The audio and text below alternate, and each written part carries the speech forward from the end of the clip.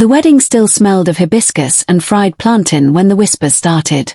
Music had thinned into a thread of talking drums outside the compound, and the lanterns along the corridor burned low, shedding gold over the walls.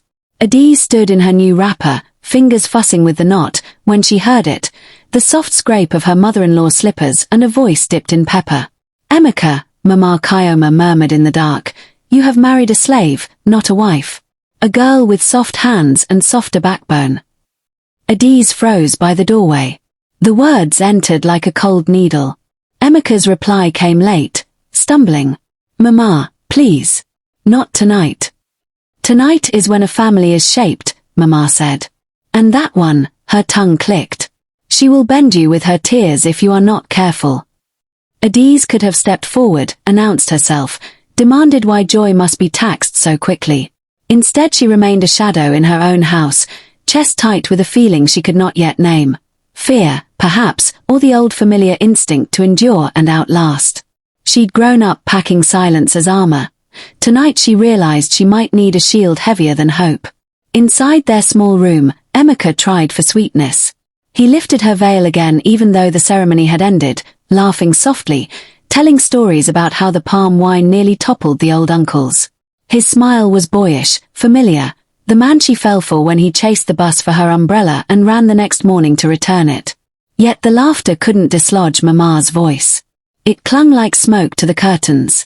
Later, when the compound settled and even the crickets seemed to keep funeral silence, Adiz said, "Careful, what did your mother mean?" Emeka shifted. "She didn't mean anything." "She used the word slave," Adiz said. The syllables tasted like charcoal. He sat at the edge of the bed, elbows on his knees. "You know how she is, sharp mouth, soft heart. She wants what's best." "For who?" "For us," he said too quickly. Then, softer, "For me." Adiz turned her face to the window. In the courtyard, the lantern's flame bowed and straightened in the wind. She pictured herself as that flame, bright, then bent. She wrapped the sheets around her shoulders and told herself she would not be smoked out of her own life. As she drifted to sleep, a chant rose from somewhere in the compound.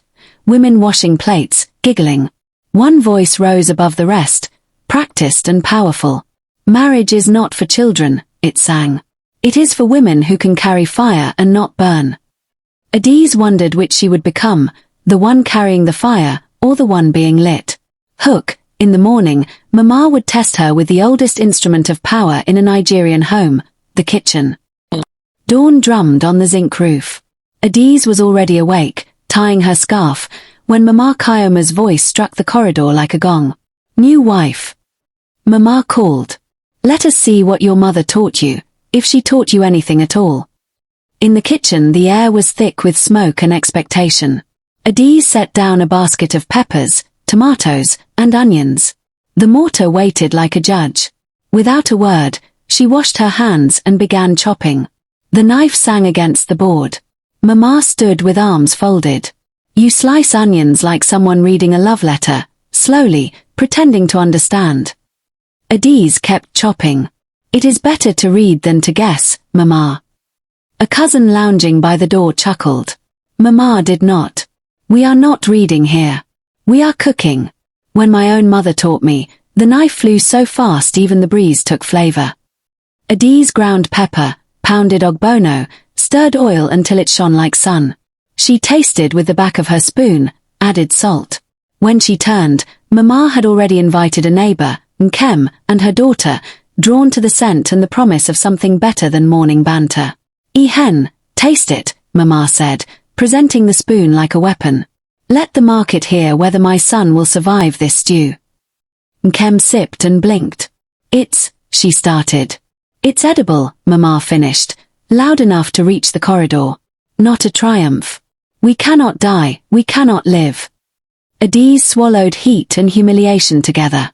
"I can adjust the salt." "And adjust your face while you're at it," Mama said. "You have the expression of someone writing sorrow letters. Smile, now. You have entered a good home." The younger cousin laughed. Outside, a wheelbarrow creaked past. Two boys argued about football. The world continued, as casually as cruelty did. When Adiz carried the tray to the sitting room, Eba, soup, fried fish arranged like offerings, Mama clapped her hands. Neighbors. The new wife has cooked. Come and see what YouTube taught her. Laughter ringed the doorway. Adiz placed the dishes carefully, refusing to look up. Emeka arrived late, shirt untucked, eyes still clean of the morning soot. He tasted, smiled despite himself. It's good, he said. Good, Mama repeated, rolling the word as if it were a bone she meant to crack. We thank God your tongue is young. After the plates were cleared and the neighbors dispersed like leaves, Adiz washed bowls with hands that shook, not from the work but from the attention. She told herself the kitchen could become her fortress if she learned its angles. But when she turned, Mama had quietly salted the leftover stew again, a glittering layer of spite. Tomorrow, Mama cooed, we will try jollof. Let us see whether the rice will obey you. Adiz wrung the cloth, water dripping like a second language she had to learn overnight. She whispered to the sink, I will not be chased. I will not be broken. Hook, the next humiliation would not be in a kitchen. It would be in public, with a weapon heavier than salt, shame. The living room gleamed like a showroom for blessings. New curtains, fresh frames, a TV that blinked brighter than the future. Relatives filled the sofas, uncles smelling of aftershave and old stories, aunties wrapped in lace that rustled like laughter.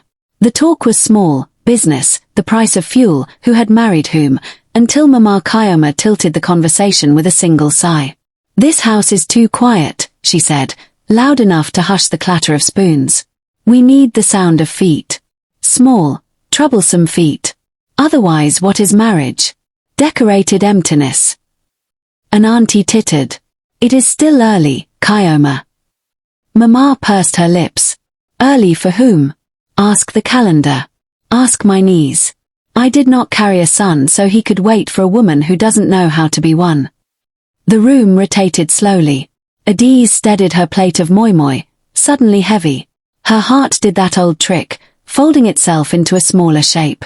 Emeka reached for water and kept his eyes on the bottle, as if the label had secrets. An uncle, always eager to play with sparks, leaned forward. Adiz, when should we start buying diapers? In God's time, she said quietly. Mama's laugh was a swing of a cutlass. God's time has sense, but it also has speed. And if God is delayed, we have doctors. And if doctors are delayed, we have prayer. And if prayer is delayed, she let the silence finish the sentence. A woman without child is, well. Her smile did not reach her eyes. A guest in the house. The room hummed with nervous joy. The younger ones snickered. The older ones tried to cough it away. Adiz's throat burned. I'm learning this house, she said, steady. I will learn its rooms one by one. Start with the nursery, Mama said, and the laughter rose like applause. Adiz stood to collect plates, not trusting her voice to carry anything except the weight of words that should have been thrown back. She wanted to say that her womb was not a public square, that her body did not owe anyone a timetable, that grief visits silently even in new love. Instead, she lifted cups, smiled at aunties, fetched tissues, played perfect in a theater where she was always understudy. In the corridor, she exhaled and felt something tear, not her resolve, not her patience, but the old promise she made to herself, that she would never beg to belong. She would belong on her own terms or not at all. When the guests left and the night exhaled, Emeka touched her shoulder. Mama did not mean. She meant every word, Adiz said. And you heard every word. He stared at his feet. She is afraid to be alone. If there is a child here, it will fill the house. Then find a way to fill it with respect first, she said, and walked past him to their room, where prayers felt like stones skimming water, never sinking, never landing. On her bedside table lay a small brown envelope from the clinic, the label turned downward. She slid it under a magazine before she slept, as if secrecy could keep hope from bruising. Hook, the next morning, silence would not protect her. Emeka's silence, especially, would become a knife with the blade turned inward. Rain threatened but never fell, a sky full of promises that had learned to disappoint. In the yard, laundry flapped like white flags. Adiz stood in the doorway, watching Emeka tie his tie, the mirror catching just enough of his face to make him honest. "Will you talk to her?" Adiz asked. He tugged the knot. "About what?" "I am not a wall she can throw stones at and measure her strength." He tried a smile. "You are stronger than a wall." "I don't want to be," she said. "I want to be your wife." He sighed. "If I fight her, it becomes war. You don't know how she holds grudges. She will stop eating. She will call my sisters. They will say I have been bewitched by a new wife. Is that what you want?" "What I want is a husband who does not measure love by the volume of his mother's voice," Adiz said. He turned, mouth opening, closing. "You want me to choose. Don't put me there." "She put you there." They stared at each other over the small space that had become a field with landmines. He reached out, then let his hand drop. "Let me manage it," he said. "Give me time." Time. The word made her tired. Time had become a corridor with no doors. That night, Mama created a scene out of nothing. She asked for water, then said Adiz's footsteps were too loud. She asked for quiet, then accused her of sneaking. She asked for company, then said Adiz's presence was oppressive, like a heavy quilt in heat. Through it all Emeka sat with his phone, eyes down, tapping. When he finally raised his head, it was to ask about a football score. Later, in bed, Adiz tried to build a bridge with words. "When you first came to my mother's shop, you looked at me like I was a song you knew. Where is that man?" He exhaled. "Under pressure. From me. From everyone." He paused, then added in a small voice, "Mostly from her." Adiz rolled away. The clinic's envelope pressed against her thigh beneath the mattress, a hard little truth that wanted telling.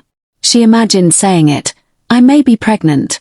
She imagined the way it would turn the house into a drum of noise, the congratulations, the sudden kindness, Mama's eyes bright with victory she had not earned.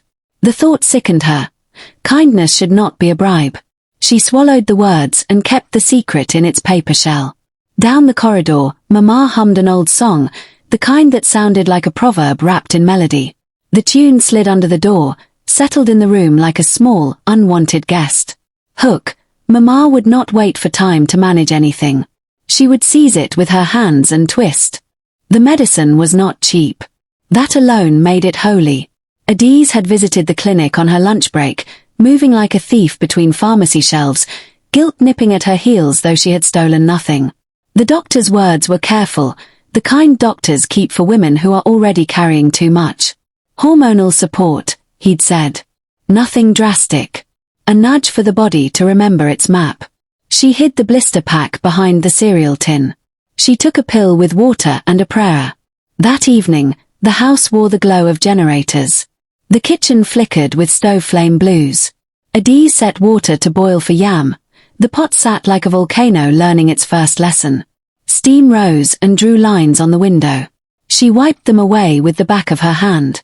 Mama entered with the confidence of ownership. She moved straight to the shelf, scanning tins and jars like a customs officer sniffing for contraband. Her hand hovered, then plunged behind the cereal. When it emerged, the medicine glittered in her palm like coins stolen back. "What is this?" Mama said, though she already knew. Adiz steadied the spoon. "Doctor's prescription." Mama laughed, delighted, as if she'd found a child trying on her high heels. "Prescription for women who cannot do what God gave women to do. Iwu. In my house." "It is my body," Adiz said. "It lives here too." "Your body is now our project," Mama replied. "And we have decided, no shortcuts." She walked to the sink, turned the tap, and with a ceremony that would have suited a libation, poured the pills into the drain. Water took them, easy as gossip. The empty pack rattled in her hand like bones. Something broke. Not loudly, no plate shattered, no glass screamed, but a splinter ran through the room, from tile to ceiling. "Why?" Adiz asked, voice low.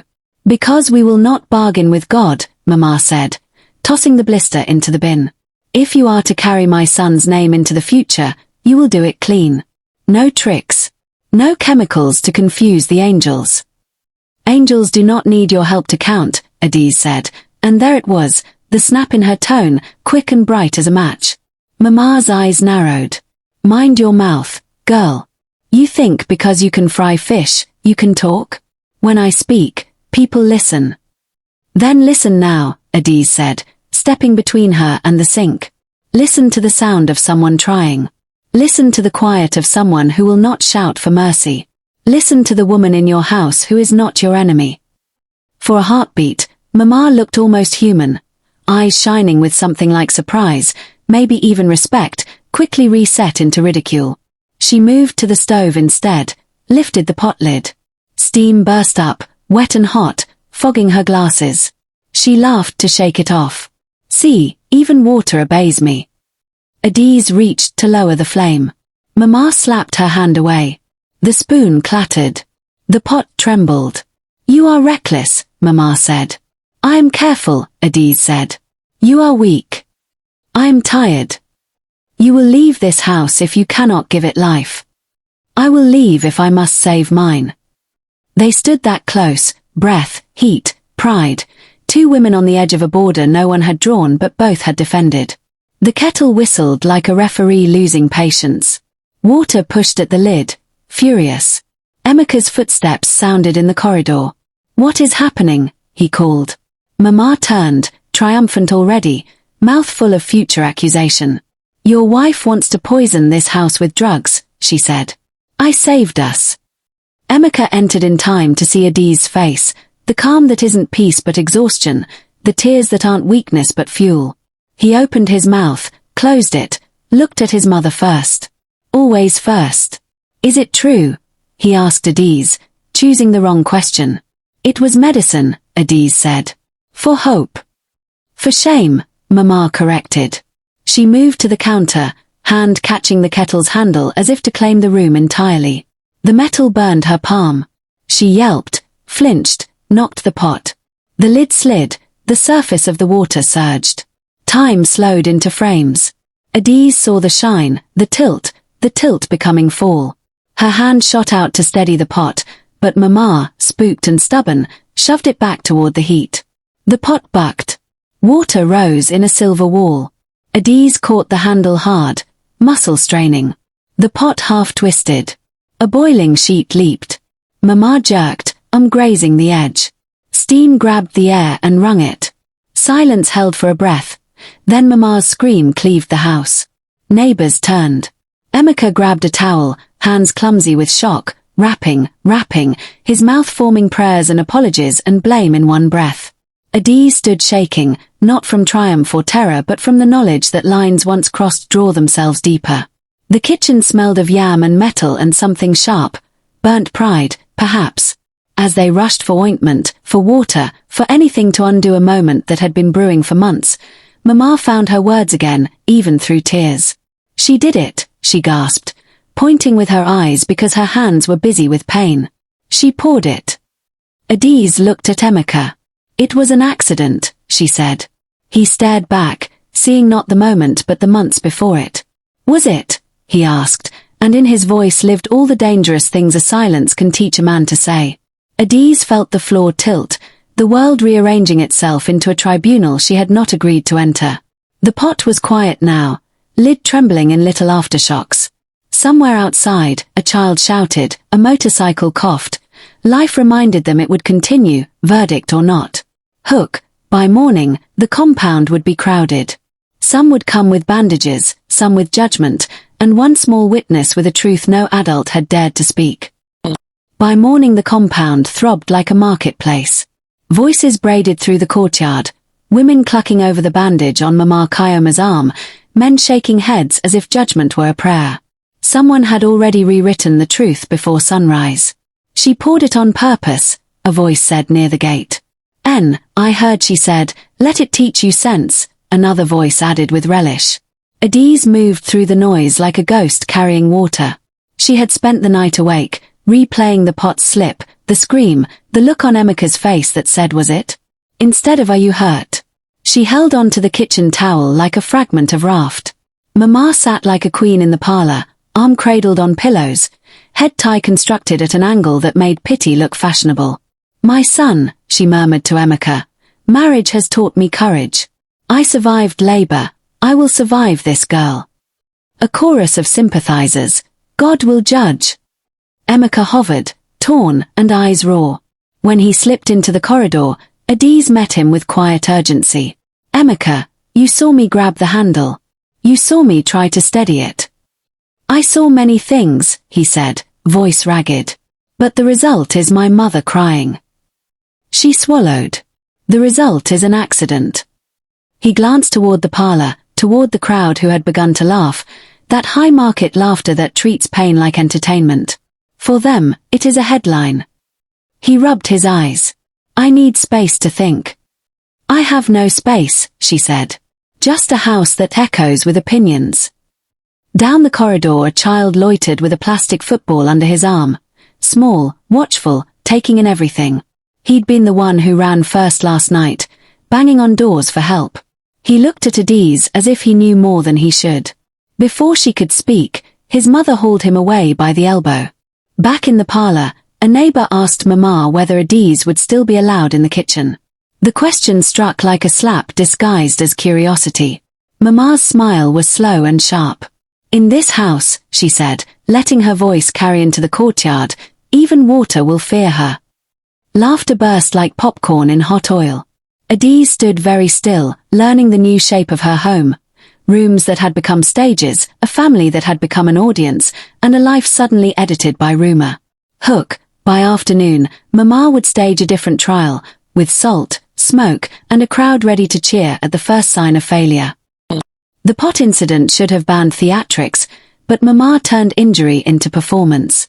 By noon she announced, heroically, as if returning to work after war, that lunch would still be served. We will not starve because the devil passed through steam, she said brightly. Adiz, cook. Let my people taste peace. Neighbors hovered like camera phones. The kitchen felt smaller than a confession. Adiz moved through motions with the care of a surgeon. Onions, tomatoes, pepper, sliced, blended, simmered until oil separated into a calm Red Sea. Twice she checked salt. Twice she adjusted it back.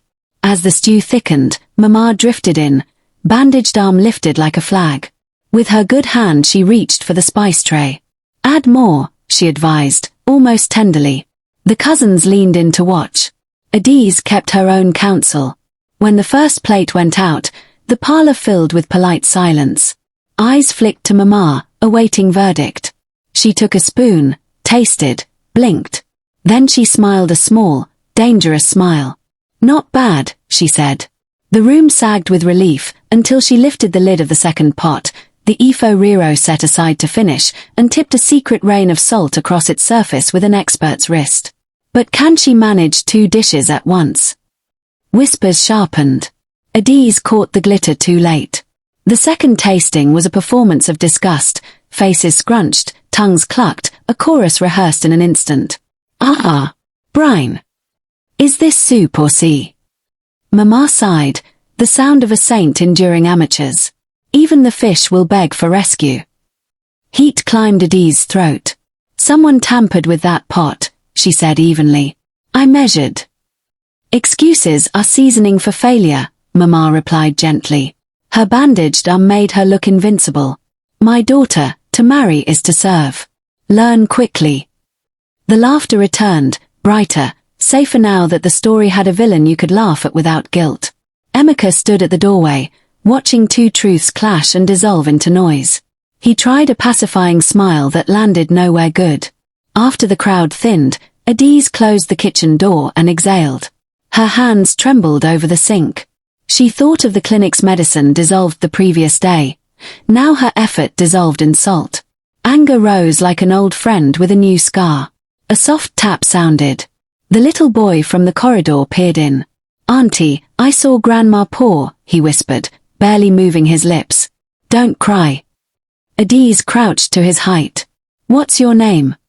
Somto. She touched his shoulder. Thank you, Somto. His mother called from outside and he slipped away, leaving behind a small, shining thread of hope. Hook, that night, in the hallway's hush, Mama would trade performance for threat and demand Adiz surrender the house or be destroyed in it. Darkness arrived like a curtain pulled too hard. The compound slept in patches, the snore of an uncle, the hum of a generator, the restless bark of a dog who dreamed of a freer life. Adiz lay awake counting the seconds between her heartbeat and the wall clock's click, trying to stitch a plan out of rhythm. The door opened without a knock. Mama slipped in, a silhouette rimmed by corridor light. Her bandage gleamed pale as a warning. She didn't sit. She didn't raise her voice. The softness was new, and therefore frightening. "Get up," she said. "We must talk woman to woman." Adiz sat, spine straight. "I am listening." Mama shut the door with her foot and looked around the small room as if cataloguing weaknesses. "This house has walls that carry stories. I can whisper to one and it will tell the others. Do you understand?" "I understand gossip," Adiz said. "I understand malice." "Good." Mama leaned closer. "Leave this house before the elders are called. Before the talk becomes permanent. If you go now, I will let my son beg you later. You will return as a visitor we can manage. But if you stay, I will make this place an oven without a door." The metaphor lodged like ash in Adiz's throat. "You already tried the oven," she answered. "It burned you instead." For a heartbeat, the air held the ghost of a slap. Mama's gaze sharpened. "You see this bandage? It is a miracle in my favor. Pain buys sympathy. Sympathy buys judgment. Nwani, I have lived long enough to know that the world believes the elder who cries before the younger who explains." Adiz chose her words like stepping stones across a flood. "Your fear is not that I am dangerous. Your fear is that your son will learn I am necessary." Mama's smile didn't reach her eyes. "You are replaceable." "And you are not?" Adiz asked softly. Silence. The clock clicked. Outside, a baby whimpered and drifted back into dreams. Somewhere a lizard scuttled behind the skirting board, busy with its tiny survival. Mama straightened. "Last warning. Pack your things before he comes home tomorrow. I will tell him you went to your mother's to cool your temper. I will give you transport. Do not make me pull elders into this. Elders prefer stories with blood. They like to feel important." When she left, the room felt emptied of air. Adiz pressed her palms to her eyes until stars burst behind her lids. She had done nothing but survive, and somehow that had become provocation. She reached under the mattress and drew out the brown envelope from the clinic. It felt heavier than paper should. She could tell Emeka now. It would change the story. It would also confirm Mama's belief that love was a transaction sealed by an ultrasound. She put the envelope back, choosing the narrow road of dignity over the wide road of relief. In the corridor, a shadow paused, small, round-shouldered. Somto again, water bottle in hand, pretending need. He glanced into the room and lifted a finger to his lips. A child's conspiracy, gentle as a blessing. Hook, by morning, Mama's threat would come wrapped in ritual, an illness staged like theatre, a son summoned, and a verdict itching to be delivered. Mama chose the hour of witnesses. It was mid-morning, when traders set out and petty gossip had fresh legs.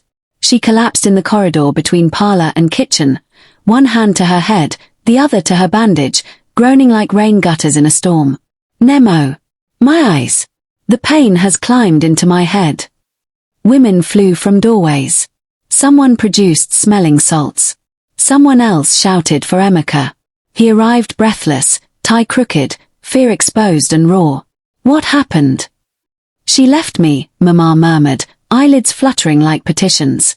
"She deserted me when pain came. Even water, she refused to bring." "I brought water," Adiz said, calm. "I sat with you last night until your breathing steadied." "Lies," Mama whispered with saintly sorrow.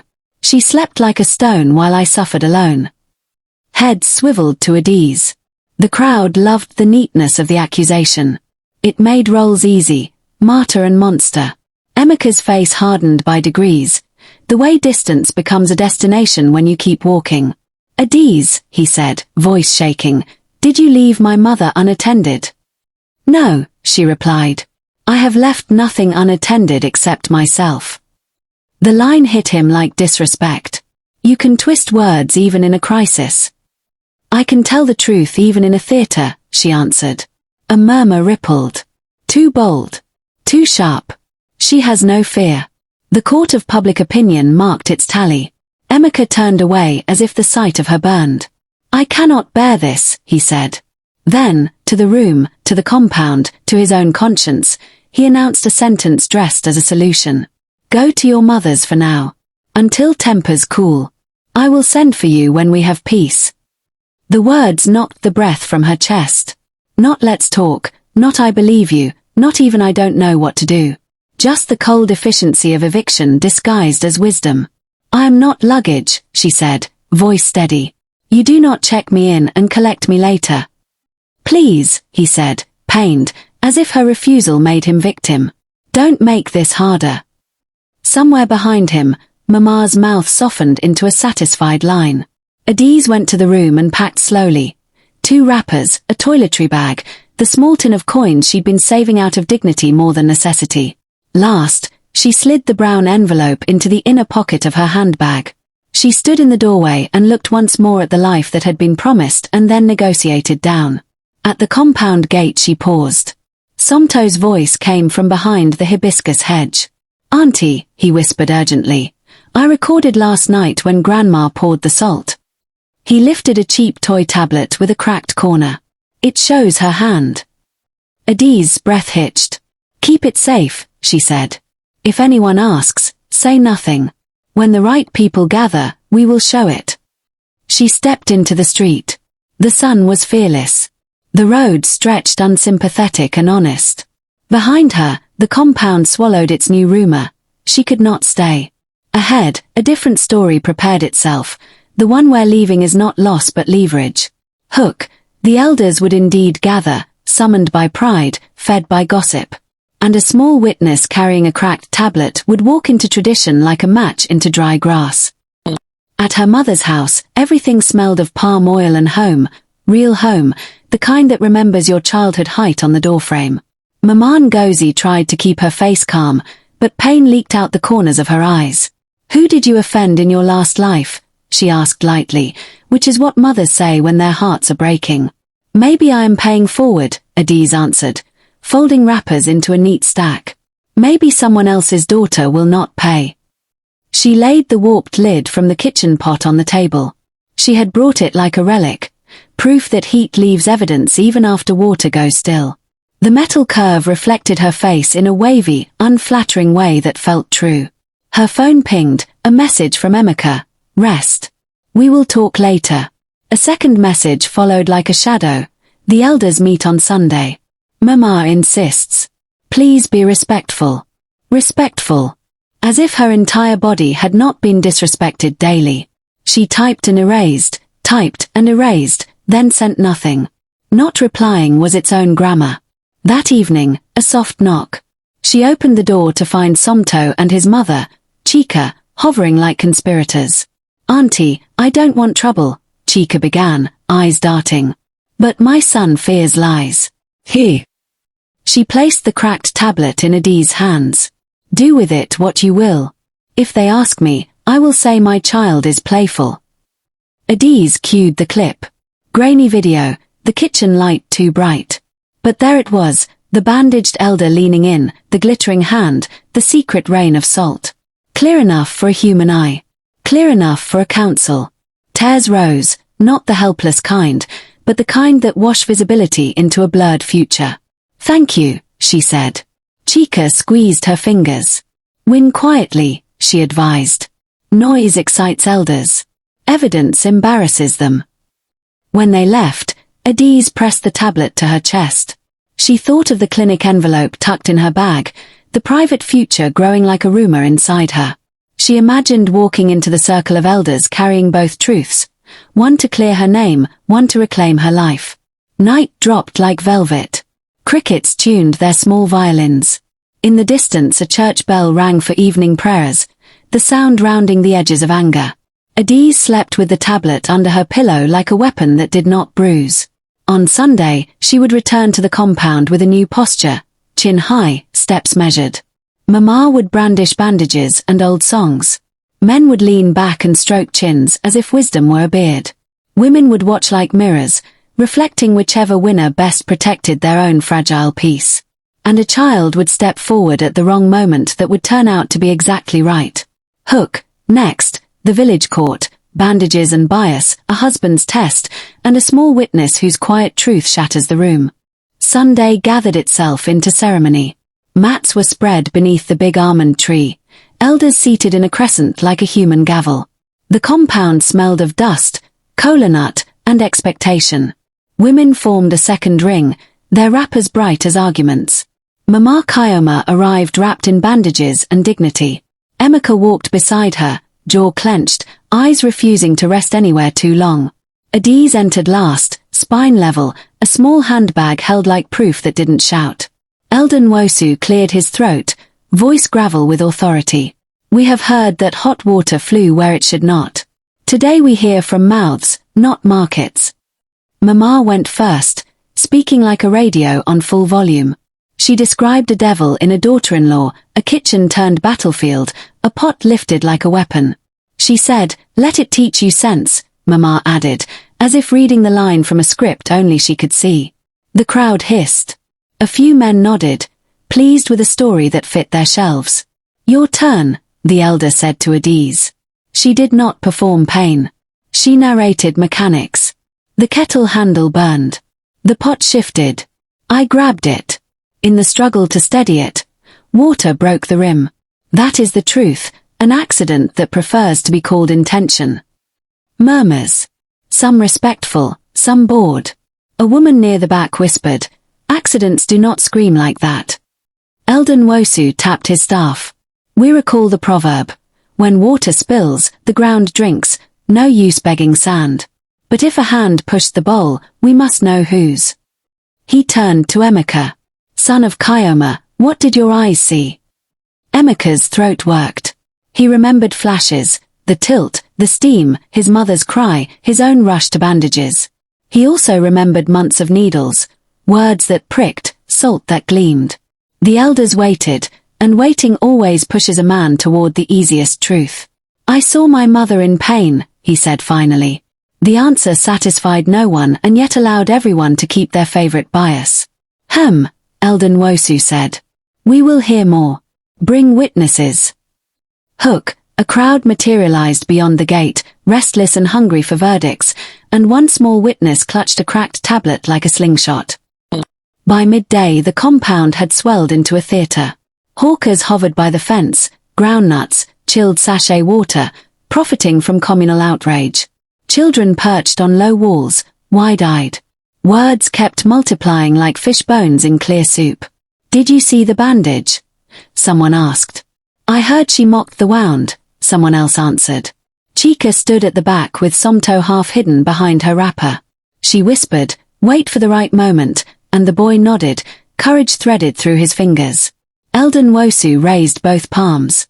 This is not a concert, he said, though he knew it had become one. We will hear 3 neighbors. Only 3. Nkem, the frequent visitor, stepped forward eagerly and testified to a pattern of disrespect, which really meant she had learned to enjoy the sound of Mama's voice. A cousin added kitchen incompetence, waving his spoon hand like a scholar. Chika kept still, eyes on the ground, not from fear but to make her silence heavier than their noise. Any other? The elder asked. An uncle cleared his throat. I did not see the water fall, but I saw the pride afterward. Pride? Adiz asked quietly. You mean I did not perform begging? He looked away, chastened by honesty. The sun shifted. A faint breeze tried and failed to cool the yard. The drums of gossip slowed, then picked up again. At the edge of the crowd, Somto hugged the tablet tight. Elder Nwosu leaned on his staff. We have heard enough air, he said. Is there anything more solid than words? Hook, Emeka's temper, bottled for days, would uncork, turning the hearing into a storm that nearly drowned the truth before it could speak. A cousin, overeager to be a spark, muttered, if my wife poured that on my mother, she would taste river.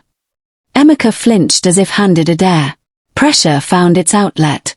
He stood, voice hard. What kind of woman endangers an elder? What kind of wife turns my house into a hazard? Gasps, approving and scandalized. He wasn't shouting, he was slicing. Adiz met his anger with water, not fire. What kind of husband watches a woman be undone daily and calls it weather? She asked. His face darkened. Do not twist this back to me. I'm straightening it, she said. You bent it. Aunties sucked their teeth. Men exchanged looks, half discomfort, half respect for a straight spine. Mama sighed theatrically. You see. My son cannot even speak without being scolded.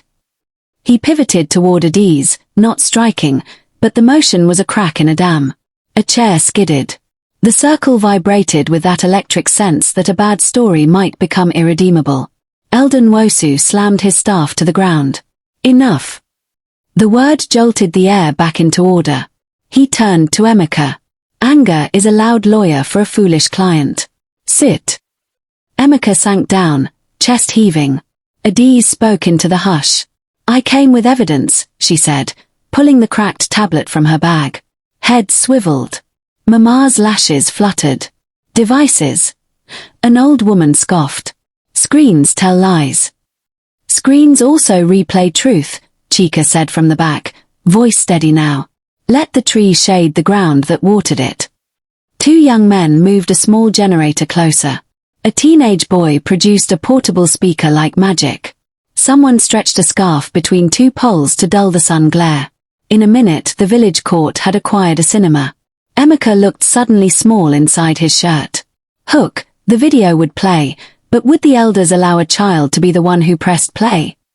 Formality tried to reassert itself. Who recorded this? Elder Nwosu asked. Silence held until Somto stepped out, thin legs, fierce eyes. Me, sir, he said. His voice trembled but did not fail. A ripple of disapproval.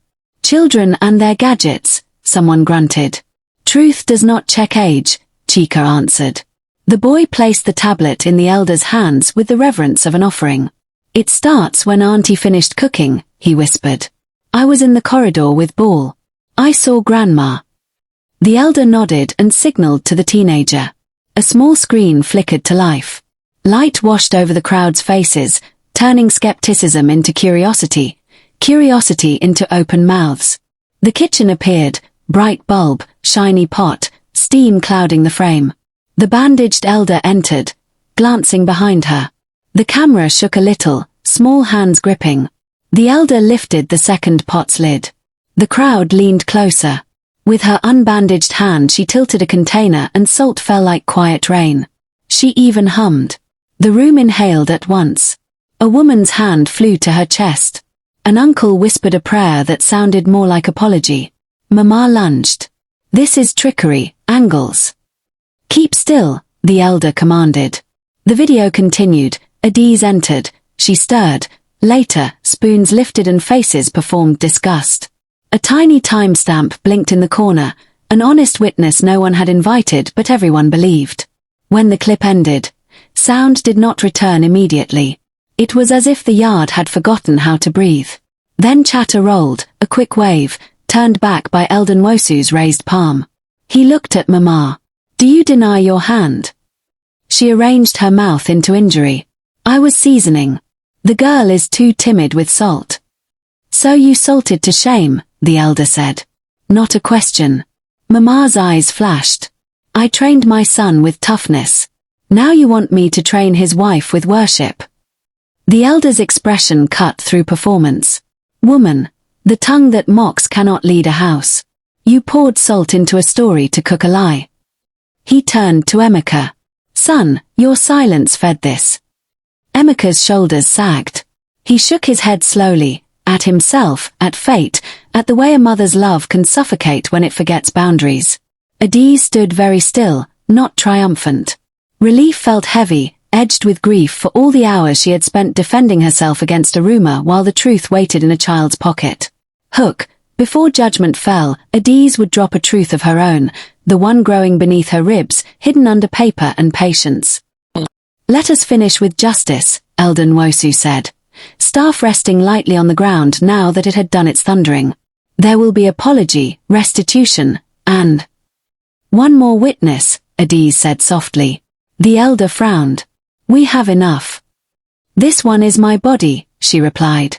She reached into her handbag and lifted the small brown envelope with clinic letterhead. The yard leaned forward as if pulled by string. "I kept this because I did not want my value to depend on it," she said, voice steady enough to carry to the fence. "But today, let it defend my sanity." She unfolded the test result. The paper trembled only a little. "I am pregnant.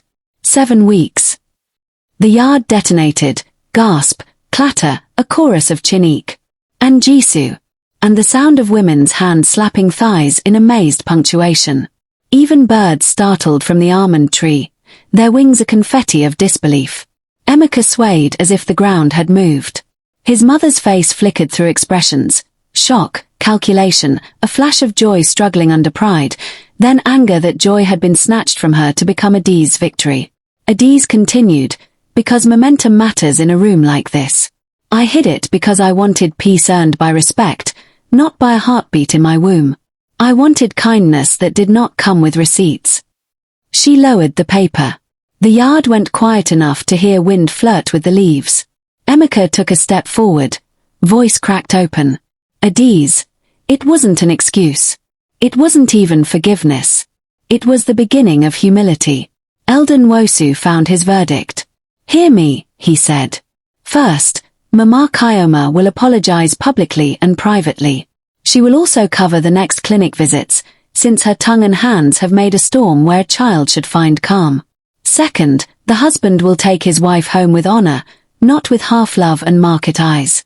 Third, any mouth that repeats the lie will carry a fine of 2 goats and 1 sack of rice to the women's group." Laughter cracked through the solemnity, grateful and cleansing. The elder lifted his staff one final time. "And hear this proverb: if you pour boiling water on your own roof, rain will finish the job. Let this house choose shade, not smoke." He Saturday.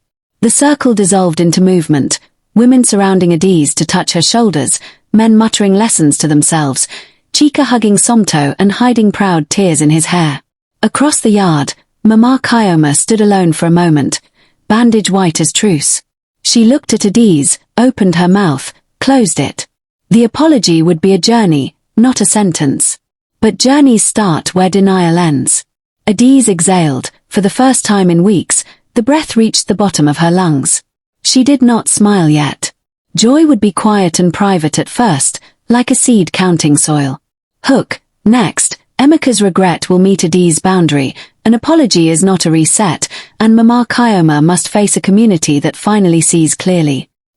The yard emptied slowly, like a river remembering how to be a stream. Adi sat beneath the almond tree with her hands cupped over her belly as if holding a small bird. Women hovered, pressing sachet water to her palms, blessing her in quick, earnest murmurs. The clinic paper lay folded in her bag again. Truth returned to its envelope. Emeka approached, hesitant, the way a man approaches a home he once locked himself out of. "Adi's," he began, voice hoarse. "I have no words big enough." "Good," she said gently. "Words have carried too much here." He knelt, not for spectacle but because his legs had learned humility. "Teach me the work that words hide." Her breath steadied.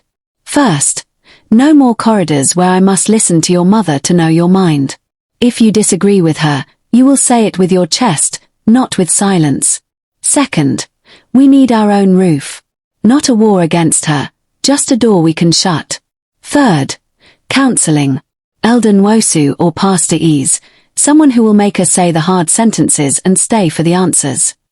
He nodded, fast, almost afraid she might add a fourth and fifth he would also deserve. "I will find us a place within the week. I'll speak to the elder tonight." She studied him. His remorse wasn't pretty, it was clumsy and sincere, the kind that gets splinters doing real repairs. She exhaled, a long slow untying. Across the yard, Mama Kyoma watched, bandage bright as a flag of mixed meanings. She clutched her wrapper, face unreadable.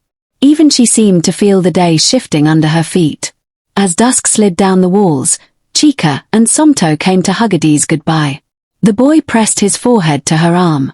"Auntie, I will guard the tablet." "You already guarded me," she said. "Thank you, soldier." When the generator's hum took over the evening, Emeka walked Adi's home to Mama Ngozi's house, carrying her bag like a small penance. "Tomorrow," he said, "I will start finding paint and curtains.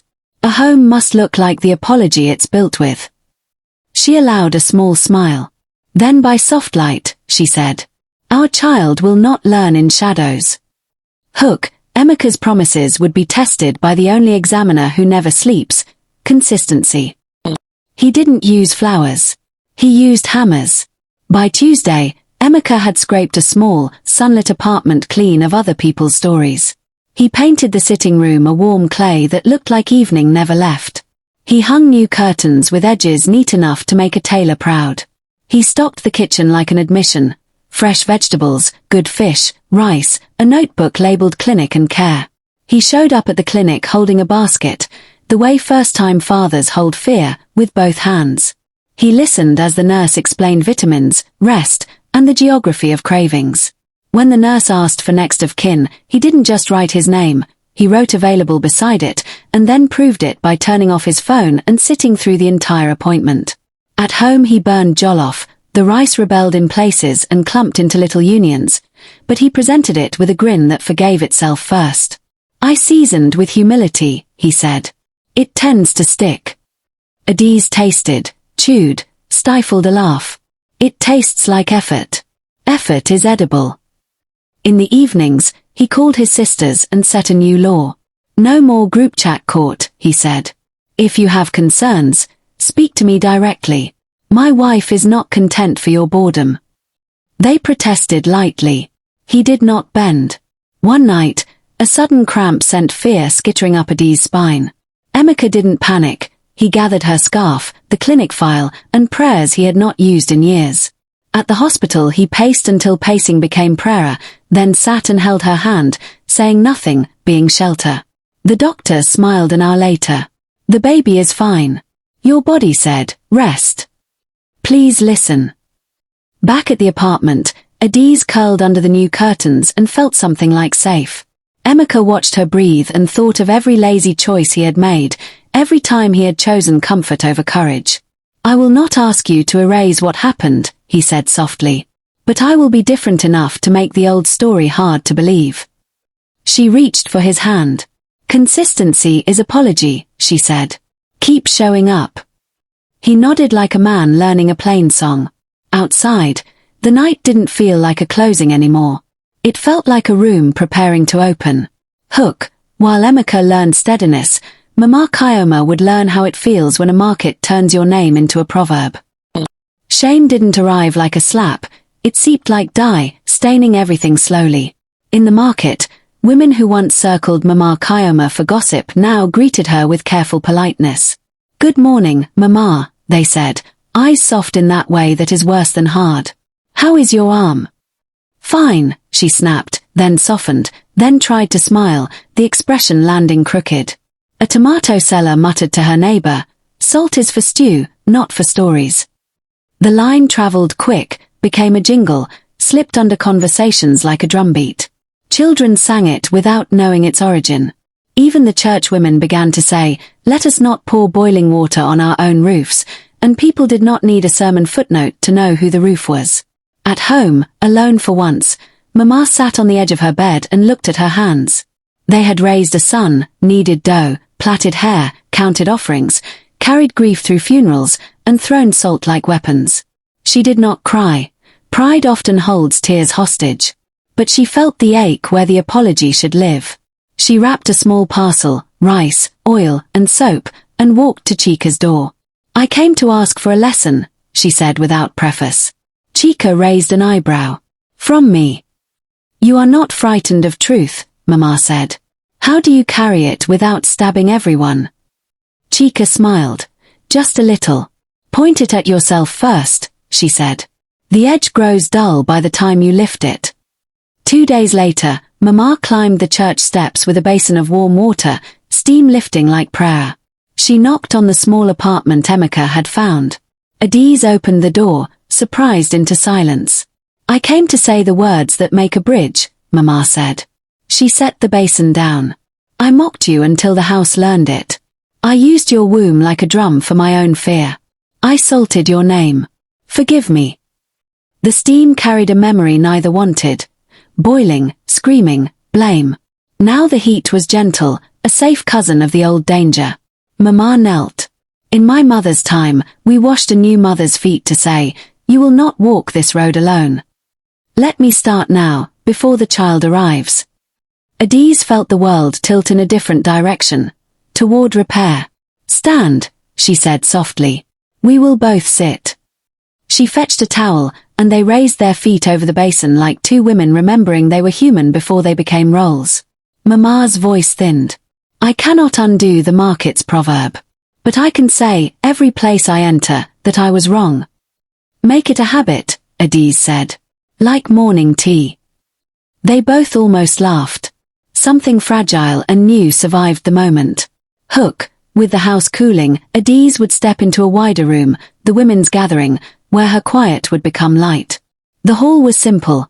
Plastic chairs, a tin roof, a microphone that behaved only when begged. Women filled the space with the beautiful noise of solidarity. On a banner someone had hand-painted. Women's Circle. Salt for taste, not for shame. Adiz took the microphone and let silence make a seat before she spoke. I was not strong every day, she began. Some days I survived by blinking slowly. Some days I hid medicine behind cereal tins and hope behind my teeth. I almost let anger teach me to shout like I was shouted at. But Chica said a thing, win quietly. Quiet is not weakness. It is choosing not to become what hurt you. She told the story without decorations, the way truth prefers to be dressed. She thanked Somto, who blushed and waved his plastic football, and the elder who refused theatre, and even the market that learned a new proverb the slow way. Women nodded, some with wet eyes, others with hands clenched as if holding invisible ropes. During questions, an older woman stood. What if the mother-in-law you face is your landlord? Laughter rose, painful and bright. Then pay rent and set boundaries, Adiz said. You can say no with a soft voice. If the no stands, the voice does not matter. Another asked, how do we keep peace without swallowing ourselves?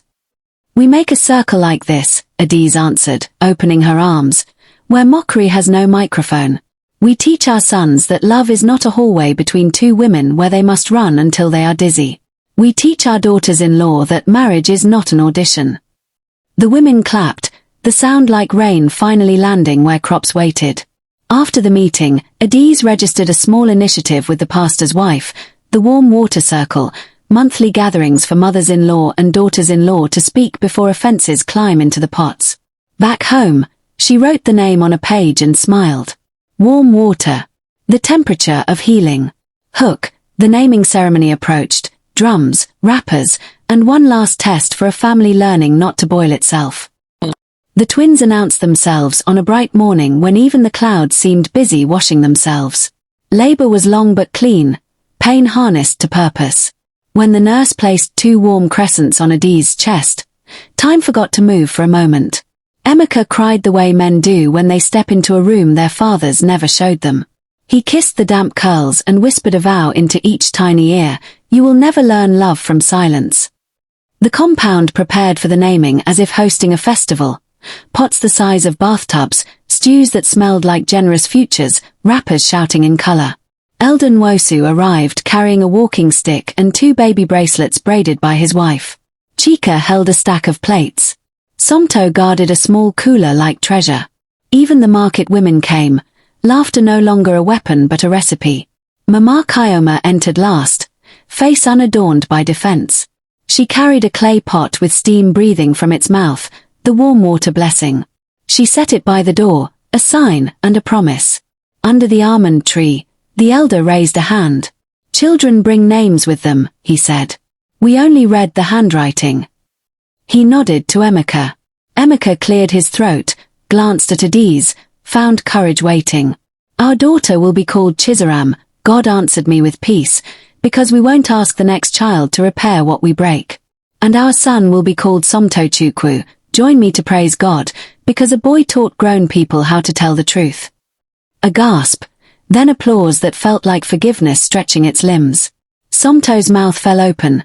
He hid behind his mother and cried the quiet, proud kind. Adiz lifted both babies in turn and spoke not like a victor, but like a woman who had learned the weight of words.